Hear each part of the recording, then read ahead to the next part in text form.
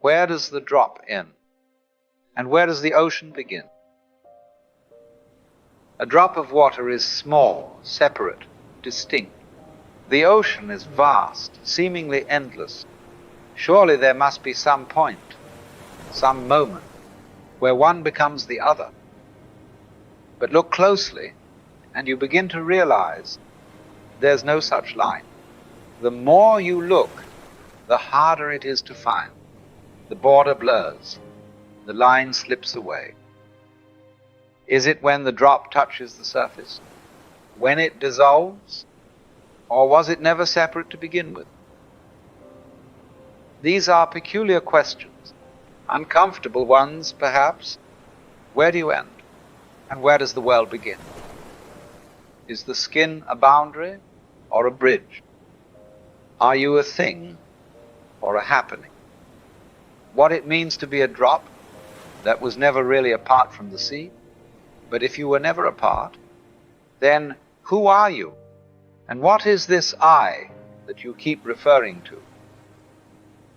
As if it were something solid, fixed, neatly wrapped in flesh and memory, we speak of my body, as though the body were an object, and my thoughts, as though the thinker stood somewhere behind them, pulling the strings.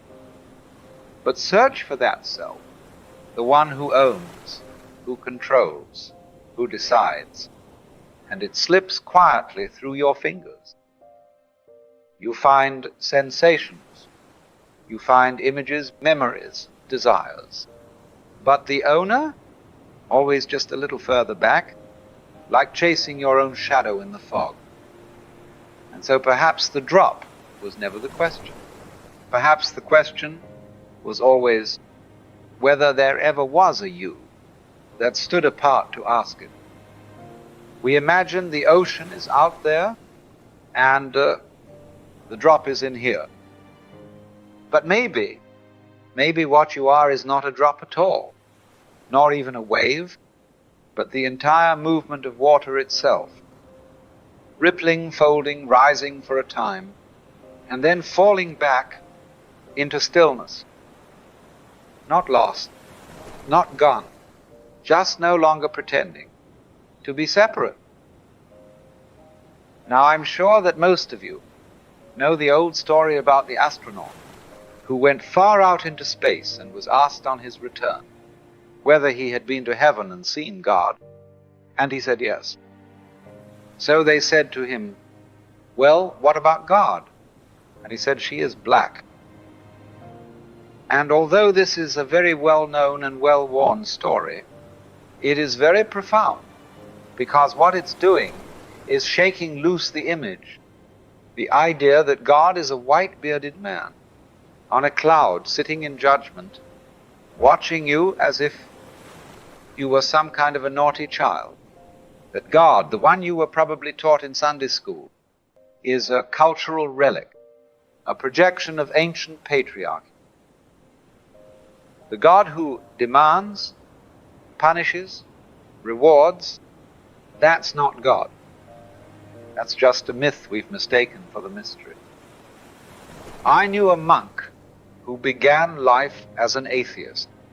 Then he began reading Henri Bergson, the French philosopher, who spoke of élan vital, the vital force behind life. And the deeper he went into that philosophy, the more he realized they were talking about God, but without the robes and rituals. You see, I've read all kinds of theological arguments for the existence of God, and they often go like this. If you are intelligent and reasonable, you cannot be the product of a mechanical and meaningless universe. Figs do not grow on thistles. Grapes do not grow on thorns, and therefore you, as an aperture through which the universe observes itself, cannot be some mere fluke. This world peoples as a tree brings forth fruit, and the root of that tree, the ground of all being, must be intelligent. You see, The moment we begin to suspect there is intelligence at the root of the universe, something more than random flukes and blind chaos, we're tempted to leap to conclusion. We say, that must be the God of the Bible.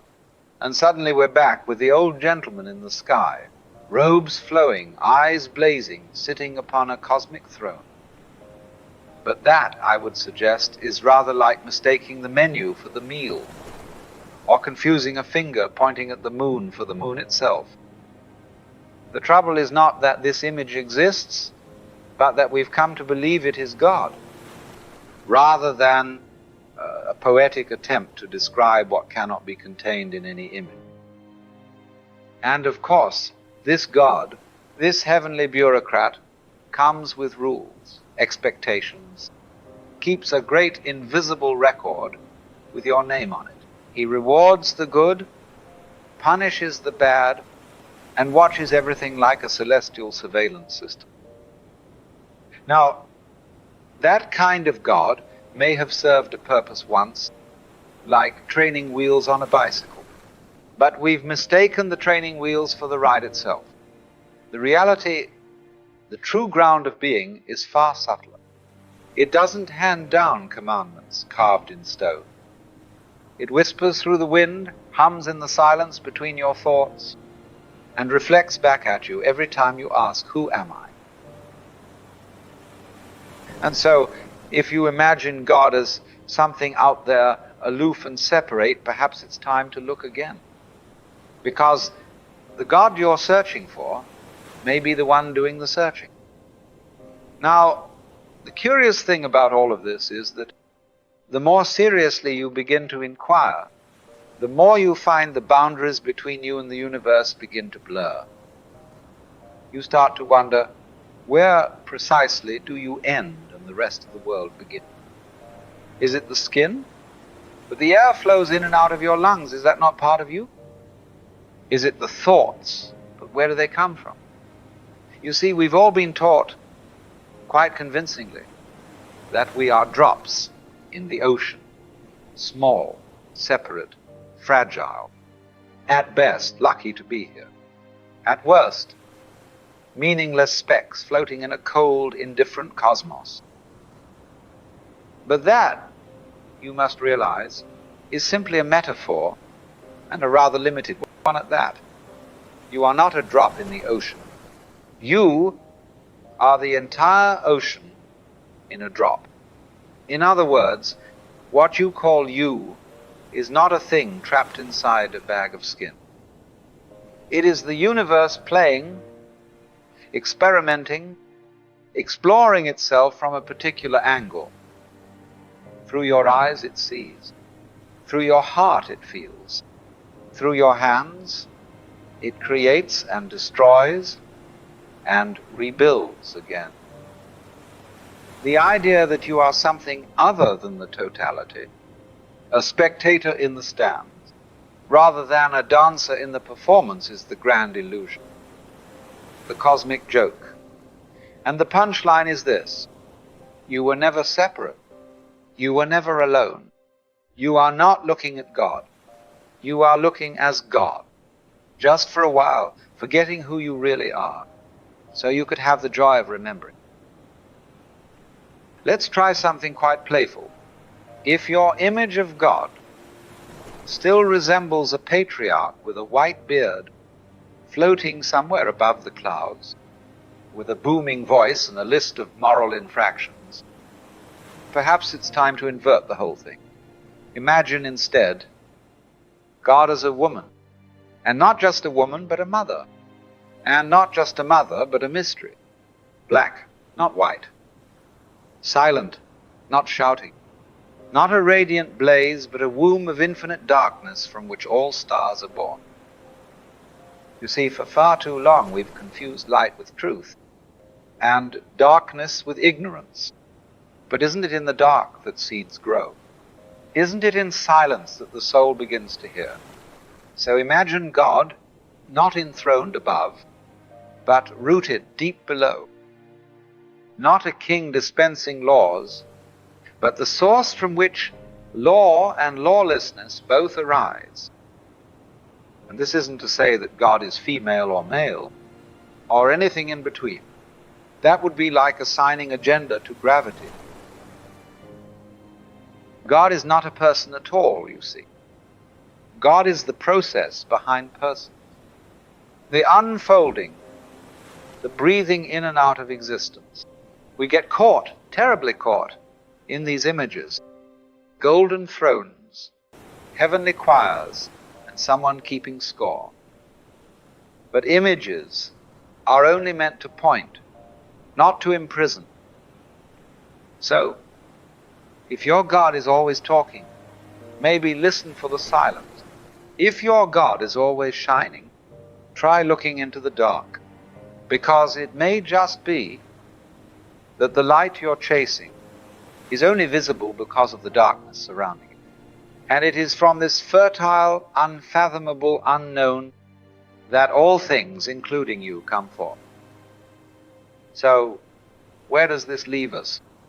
If God is not a man in the sky, if God is not separate from the world, and not even separate from it, then what are we really looking for? It's rather like someone who's searching everywhere for their glasses, not realizing they're already wearing them, or a wave trying to find the ocean. You see, the more you search for God, as if he, she, or it were somewhere else, the more distant it will seem. Because the very act of seeking affirms the illusion that you are a part. But what if you stopped? Not in resignation, mind you, but in stillness. In that quiet moment when there's nothing left to chase, something begins to stir. A soft knowing, not in the head, but in the marrow. A recognition, not of something found, but of something that was never missing. It turns out you were not the seeker, you were the sought. And the one doing the looking was always looking through your eyes. So what does all this mean practically? It means you don't have to go looking for God in the sky. You don't have to believe in fairy tales or pretend to be spiritual. You can simply start by talking, honestly, directly, like you would speak to a friend who actually listens. Because the truth is, it listens. It responds, not always with words, not always with the answer you thought you wanted, but with clarity, with timing, with quiet nudges you can't quite explain. Call it God. Call it the universe. Call it the intelligence behind all this. But once you start the conversation, genuinely, openly, you'll start to notice it was already happening. You've already been heard, and you've already been guided. The problem was never that it wasn't speaking. The problem is, we rarely stop long enough to listen. So try it. Not because you're supposed to, but because it's real. Speak plainly, honestly, and then be quiet long enough to notice what comes back. That's what prayer really is. And it's available any time you're willing to be sincere. Not just on Sundays, not just when life falls apart, but in ordinary moments when you remember you were never doing this alone.